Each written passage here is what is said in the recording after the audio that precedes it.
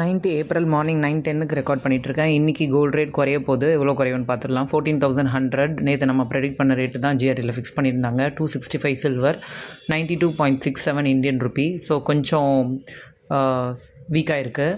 30 பைஸ் கிட்ட 4,737 ட்ராய் குறைஞ்சிருக்கு பார்த்தீங்களா.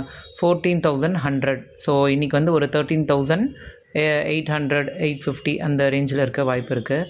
ஸோ கன்சிஸ்டண்ட்டாக இன்வெஸ்ட் பண்ணுங்கள்.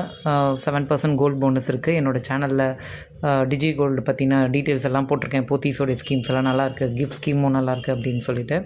ஸோ இது எதனால் குறையுதுன்னா, திருப்பி யூஎஸ் டாலர் வந்து ஸ்ட்ரென்தன் ஆகிருக்கு. இன்னொரு 15 நாளுக்கு ஸ்டாப் பண்ணியிருக்காங்க இல்லையா. சீஸ்ஃபயர் இருக்குது ஈரானில், ஒன்றும் பிரச்சனை இல்லை அப்படின்ட்டு. ஆனால் ஆக்சுவலாக கோல்டு ரேட் ஏறணும். இது எதனால்னா ஃபெட் ரிசர்வ் பாலிசியில் ஏதோ ஒரு அப்டேட் வந்து வெயிட் பண்ணிகிட்ருக்காங்க. ஸோ அதனாலேயும் இந்த ஸ்ட்ரென்தன் ஆகிருக்கு யூஎஸ் டாலர் அப்படிங்கிறதுனாலையும் கொஞ்சம் சேஞ்சஸ் இருக்குது.